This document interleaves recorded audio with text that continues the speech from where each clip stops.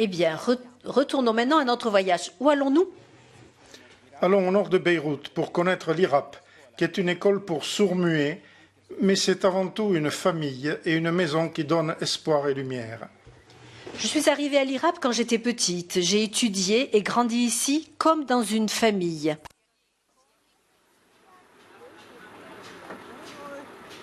Les débuts à l'IRAP ont commencé il y a presque 30 ans.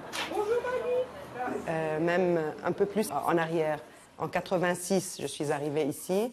En fait, c'était la guerre et je ne savais pas quoi faire. J'étais toujours attirée par le social, par faire quelque chose pour les autres. Puis quelqu'un m'a parlé de l'IRAP. Qu'est-ce que je vais venir faire dans une maison de sourds? Je ne sais pas parler la langue des signes et tout. Alors une amie à moi me dit, mais essaye.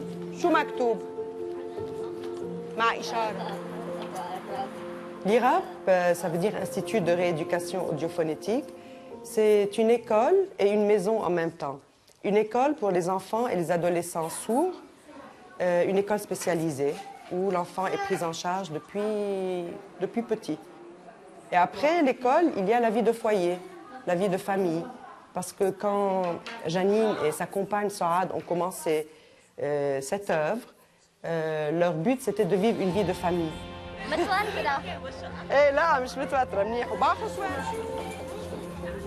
Donc comme il y a eu la guerre et une longue guerre qui ne finissait pas, qui s'arrêtait puis qui recommençait et tout, il y avait beaucoup de besoins, donc nous avons accueilli beaucoup de déplacés. On devait faire quelque chose pour vivre, il n'y avait plus de ressources. Donc on a commencé à faire de la pâtisserie et c'est comme ça qu'est né le premier atelier de pâtisserie, de gâteaux et tout. Et puis après, il y a eu l'atelier de l'artisanal, la corde, le macramé et tout, et puis ça s'est développé petit à petit.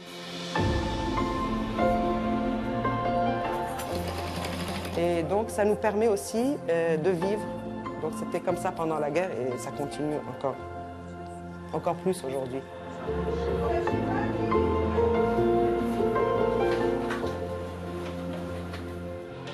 Je suis responsable de l'atelier cuisine et de la production. Nos produits sont vendus dans les supermarchés. Je fais la supervision et je contrôle l'hygiène, la qualité et le fini du travail.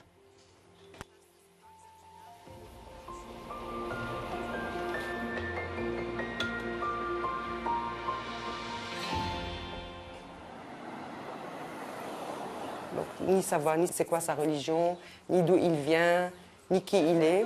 C'est un enfant sourd. Il arrive chez nous, on le prend, on l'accueille dans le cœur et on lui donne tout ce qu'on peut lui donner comme bagage. Cette philosophie de l'IRAP passe partout à l'IRAP, c'est-à-dire dans l'équipe professionnelle, dans l'équipe éducative qui est spécialisée pour les enfants sourds.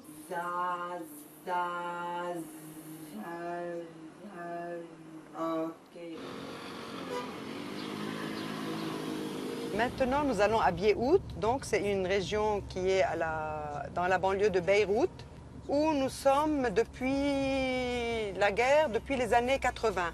Quand il y a eu les déplacés et les réfugiés du sud du Liban, ils sont venus rester dans notre région.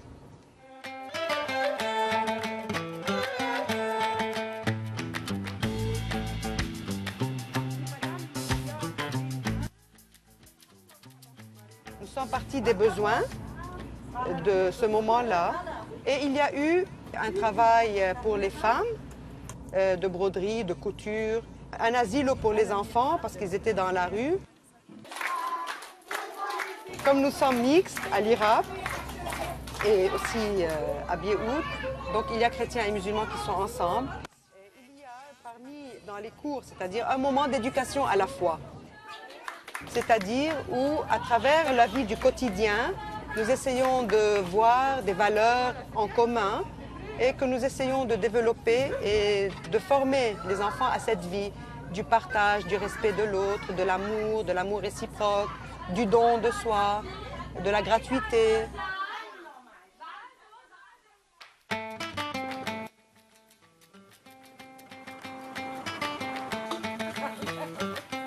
Qu'est-ce qu'on fait à l'atelier? L'atelier, c'est un atelier de formation et de production. On a fait une étude sociologique et on a trouvé qu'il y avait beaucoup de dames qui venaient de villages éloignés, comme c'était des déplacés, et qui savaient travailler manuel, tout ce qui est manuel. On a commencé à faire des sessions de broderie, à apprendre aux gens qui voulaient apprendre, et on leur donnait du travail à la maison et on les vendait à travers l'IRAP. Le but principal était la promotion de la femme. Et comme nous sommes dans un quartier qui est mixte depuis le début, musulmans et chrétiens, nous travaillons avec tout le monde. Nous tenons beaucoup à cette vie en commun. Parce que nous savons très bien que quand on se connaît, quand on devient amis, quand on travaille ensemble, quand on fait la connaissance de l'autre, on n'a plus peur de lui.